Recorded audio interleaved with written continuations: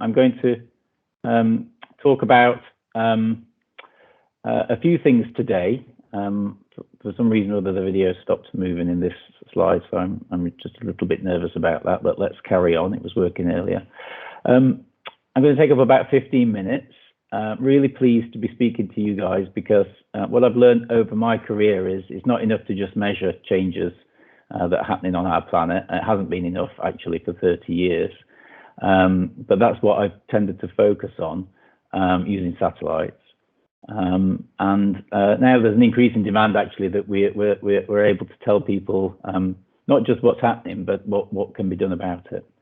So I'm going to talk about whether it affects us, Earth's ice melting. You probably know some of this, and I apologize if it's too low level, but I recognize it's a different audience to the one I normally speak to. And then whether or not we can help. So there are certainly a few things that we can do to help, depending on who we are. You guys are not space scientists, but there are certainly things that space scientists and climate scientists can do. And there are things that individuals can do as well, but there are also certainly things that people who are involved in infrastructure planning need to be aware of. So I'll try and cover all of those three things really in this short 15 minutes that I've got. So the first thing that I want to show you is a really nice example of science art, sci-art, that was produced a year or two ago by Jill Pelto for a front cover of Time magazine. And I like this a lot because it's not just a pretty picture to frame this special issue of the magazine, but it includes the observations that at least my community have become really familiar with. So we see carbon dioxide emissions from 1880 onwards. We can track those in the historical records and also in proxy records that people have managed to interpret around the planet. And that's risen, as everyone must be familiar with. And so is global temperature at the same time, really, more or less in proportion with one another now. I mean, in decades ago, people would argue that these things weren't following one another, but it's really clear that they are now with just one or two interruptions. But the really nice thing that I like about this, and I would like this, is that it shows the land ice melting, and that's something that comes from my team. So we produce a global estimate of how much ice is being lost on the planet and has been lost over the past 30 years. And I'll just run through that in this presentation. But also, one of the consequences, obvious consequences that most people will be familiar with, is sea level rise. As ice melts, sea levels go up, and we've lived through that, and it affects us in different ways. And the positive, at least on this slide, is that renewable energy is on the increase as well, and we need obviously much more of that. So there are lots and lots of different fingerprints of climate change around our planet. You'll be familiar with all of these, I'm sure. It's not just ice melting. Ice melting disrupts the climate system in many different ways, but it causes sea levels to rise. It causes the oceans to be cooler than they should be, which reduces the circulation in the oceans, which then changes patterns of weather. That changes storminess and droughts around the planet, and we have huge consequences from just small changes in the planet's temperature, maybe 1 degree centigrade, and yet we see huge disruption around the planet that we increasingly can't cope with because people tend to migrate to the places where the disruption is happening, coastal areas, for instance, and cities. And so we have to do something about that. We can't stop people moving, so we have to try and build better cities. There are two really obvious ways. I like to use this video game that a colleague of mine produced for kids to learn about ice melting, really, and glaciology, just to illustrate how changes in climate affect ice. You can play this video game with your kids, download it, they can put it on an app if they wish. You have to save penguins or feed fish. And you do that by changing the balance of this glacier. And there are only two really boundary conditions for a glacier: the amount of snow that arrives at the surface, and then the amount of ice that melts again. And if those two things are in balance, the glacier is healthy and will stay the same size. But if it's not in balance, then the glacier will either grow or shrink. And we see that in the historical record through the ice ages, but we see it more visually today. If you look at any corner of our planet, ice is melting. And so these things are out of balance. And it's because the temperature is too high. And one of the fingerprints is reduction of sea ice in the Arctic. We can see this. This is one of the oldest climate records, in fact. It's about 40 years old now from satellites. And progressively, we've lost 10% of the Arctic sea ice per decade over the past 40 years. And that disrupts the ocean circulation in the Arctic, which then changes weather patterns, and I'll come back to that. Another major signal is the collapse of ice shelves that fringe Antarctica. This is the Antarctic Peninsula, zooming into the Larsen Ice Shelf, which used to be present and has disappeared in recent years. You can now sail through the ocean, which was once occupied by a huge shelf of ice that was floating along there. And this cruise is doing that. And one of the things that you can do then is sample the seabed. So this is a satellite sequence of Larsen Ice Shelf, and it's collapsed progressively over the past 30 or so years, and it's now no longer there. And if you sail into the embayments where the ice shelf used to occupy, this is the size of London. This is not a small chunk of ice, it's a huge chunk of ice. You can collect samples from the seabed and you can analyze those if you're a geologist, and you can tell people about past environments. And the really important thing that people have been able to say is that this ice shelf has been present for 10,000 years, and it's disintegrated in our lifetimes. So we don't just see the gradual changes in climate, we see abrupt changes in climate, and they have sharp consequences for us because they hit us straight away and we can't reverse them. You might have heard people talking about tipping points, and we see more of those happening, and we worry that there are others to come. So one of the things that we've done is launch satellites to monitor the polar regions because they were previously not thought to be important. They're now known to be. And so we monitor changes in the ice cover around our planet. And this is Cryosat being launched by the European Space Agency, the satellite that I'm chief advisor to. And it produces maps of the Earth and its ice cover, how thick it is and how it's changing over time. And we can build up a picture, in this instance of Antarctica, how thick the ice is, first of all, but how it has thinned over the past 20 or 30 years. The red areas are the thinning of Antarctica, which we didn't think was happening in the past, but we now know is. And that ice thinning is essentially a transfer of water from land into the sea, and it causes sea level rise, among other things.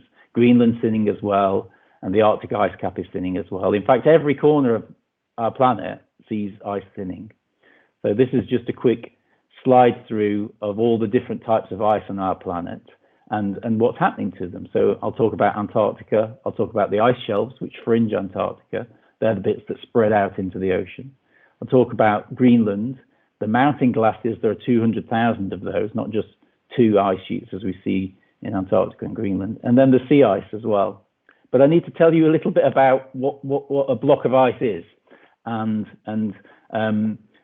before I introduce these huge colossal numbers to you. So the best way to do that is using Minecraft. This is a wonderful Minecraft video of the Antarctic research bases, 68 research bases in Antarctica, built by some Minecraft master builders. My kids like this. But each one of these blocks is about a meter cube, right? And that's 1 ton of ice. So 1 meter cube of ice is a ton. And 1,000 tons is a 10 meter cube of ice. That sounds like a lot. So 10 meters of ice cubed is 1,000 tons. And 1 million tons is a 100 meter wide block of ice. So these are big numbers, lots of cubes of ice, and it's the only way we can try to explain to people in manageable terms how much ice is being lost from our planet. So this is a visualization that we produced to show this. It's New York City, and it's a cube of ice. It's not 100 meters wide. It's now 10 kilometers wide. And it's going to be built up by the amount of ice that's been lost from each part of our planet, the cryosphere. So glaciers, the 200,000 or so of them spread around the planet, which you might like to ski on. Some other people like to use their meltwater for irrigation. They're losing 266 billion tons of ice per year, not million, billion tons of ice per year. Greenland is losing 166 billion, Antarctica 111 billion. Ice shelves around Antarctica, those that were disintegrating, I showed 284 billion tons. And then the Arctic sea ice, which is retreating 329 billion tons. And even Antarctic sea ice, which you might have heard climate skeptics talk about as being the anomaly, has lost ice, 40 billion tons of ice. And that makes up 1 trillion tons of ice per year from Earth's cryosphere. A 10 kilometer cube each year is being lost.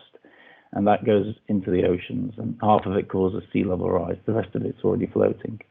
And this is where it comes from. The ice shelves are the biggest loser, then Arctic sea ice, then the mountain glaciers, then Greenland, then Antarctica, and then Antarctic sea ice. Every corner of the planet is melting, and that's a pretty grim picture. And the first question is, does that affect us? Well, it does affect us. And so if we look at the total change in the land ice, which directly causes sea level rise, over the past 20 or 30 years, it's changed. In the 1990s, there wasn't much land ice being lost, but today there's been an increase from Greenland and Antarctica. And in fact, the rate of sea level rise from these two ice sheets was small then, 0.2 millimeters per year in the 1990s. But it's now 1.3 millimeters per year, 6 times faster. So there's been a 6-fold increase in 25 years. And that's something that we can't allow to continue to increase exponentially at that pace. We can't cope with that. But then if we compare it to the IPCC's predictions, it's even more worrying, unfortunately, because in fact, the ice losses are tracking their upper scenario, their worst case climate scenario, not the mid-range one, which I guess many of us are planning for. It's the upper range. And that means an extra 16 or 17 centimeters of sea level rise by the end of the century. And that's a significant chunk of sea level rise. So this is New York City, for instance, in 2012. And this is how sea level rise affects people. It's not the inundation of remote islands, which we were sold the story of in the first 10 or 20 years of climate science, really as a displacement, a diversion to make you think it didn't affect us. This is New York City in 2012 when Hurricane Sandy hit. These are ambulances driving through floodwater to try and rescue people. 50 people died, 46 people died. And 20,000 homes were destroyed. 50 square kilometers of the downtown Manhattan were flooded. And if you look at the water level in the Hudson River, you can see why that happened. There was a huge spike in the sea level on that occasion, on the 12th of October, 22nd of October. And it only happens once every 500 years, or at least we thought it did. But if we add sea level rise, 50 or 60 centimeters, then those floods will happen every year, several times per year, in every coastal city. And it's the convergence of storms with the mean sea level rise and tides which causes flooding. It's not just the inundation of small islands. It affects us in Yorkshire. This is the whole coastline. We're going to have to allow these properties to be lost to the ocean because coastal erosion is one of the consequences of sea level rise. And that will then cause disruption to not just the coastal area, but the inland area, which we rely on for agriculture and other things as well. And around 400 million people will be affected by annual floods by the end of the century if we allow this to continue. Every centimetre of sea level rise causes 2 to 3 million people to be brought into a situation of annual flooding. So it's not something that we shouldn't think is important. And in fact, the extra 17 centimetres, because we're tracking the worst case climate scenario, means an extra 50 million people. And some of these are in Britain. 1 million of these people will be in Britain affected by coastal flooding by the end of the century. It's not just coastal flooding. As I said, the loss of sea ice in the Arctic is believed to be responsible from the Beast from the East storm that we saw in 2018, which caused us all to freeze in the UK, in Yorkshire as well. That was because of changes in sea ice in the Barents Sea in the high Arctic north of Russia, which is remote from us. We wouldn't think it would matter, but it caused a blocking effect in the weather pattern, which pushed cold air down to the UK and made us freeze. And there are many other tipping points in the climate system that are related to ice. Arctic sea ice is one of them, Greenland melting, permafrost melting, Antarctic ice sheet collapse in 2 parts of the continent. All of these are thought to be tipping points for the future. And even though they happen in remote places, just like we've seen this past couple of weeks in Afghanistan, they come home to the UK. And in Yorkshire, Leeds, we don't have a coastline, but they will affect us because the people that are directly affected, we're somehow responsible for them. We caused this war in Afghanistan, so we have to take the refugees. It's the only reasonable thing to do. We caused climate change. Ultimately, we'll have to accept some of the consequences in terms of climate refugees. So I just want to finish on whether or not we can help. And there are certainly things that scientists can do. This is a model of a computer simulation of ice melting in West Antarctica, one of the biggest potential tipping points and concerns for future climate, because it will cause an extra meter of sea level rise if it happens. And these still don't work as well as we would like them to. So we need to fix these models, and scientists can do that. And in the future, let's hope the picture is better. We don't want to just track melting ice increasing. We want to track a recovery. So let's hope we can tell people that we're moving back onto maybe the mid or the lower range climate scenarios in the future. So we do need satellites, and we need people to build the next generation of satellites as well. So we need engineers to test the payloads and to design new payloads and launch them into space, and make sure that we have a monitoring system so that we're aware that these changes are happening. We only know about the changes in the cryosphere because of the satellites. It's too remote for people to have discovered any of these changes on foot. And in the built environment, things are happening too. So this is New York City's plan to protect its coastline. It's a $10 billion plan. Bill de Blasio, the previous mayor, introduced this concept, and it's to reclaim land offshore of downtown Manhattan. But if you know downtown Manhattan, people don't really live here. This is protecting the business district, and that's a good example of what happens with wealthy nations. They can afford to reclaim land in places, but not everywhere. This is San Francisco. They've already reclaimed their shoreline. So if they want to protect the coastline in the Bay Area from sea level rise, they have to build up, and that's a different and more costly thing. In Leeds, it's not just sea level rise. Changes to storm patterns affect flooding, and that's one of our main concerns in Yorkshire, actually. And there's a flood development scheme in Yorkshire. Hi, it's Anthony. These schemes have to take into account increasingly changing knowledge about future climate. We thought that sea levels would only rise by 60 centimeters. It will be 80 centimeters. And so we thought that Arctic sea ice might retreat only by a certain amount. It will be more, and it will disrupt weather some more as well. There are some wonderful things underway in our county, which I'm sure you know about. There's the Kirkthorpe Hydro Scheme. That's a fantastic example of micro power generation that will provide power for 800 homes using hydropower from the river. It's an absolutely fantastic thing. It's hugely cost effective. It's £5 million for 800 homes for 100 years. This is cheap at half the price. But in cities around the planet and in Yorkshire as well, changes in climate will affect their habitability. And the clearest example is the heat island effect. And we need to keep our cities cooler than they are today, as temperatures will rise. And a really good example from my hometown, Sheffield, is of a disconnected infrastructure policy. So you'll be familiar with this story, I'm sure, from a few years ago when Sheffield City Council outsourced their landscaping to Amey to try and deal with the effects of austerity. That's really what they were trying to do. They were mortgaged the cost of maintaining the trees into the distance and handed it over to this company, whose target was to remove 17,000 trees and replace them with healthy trees.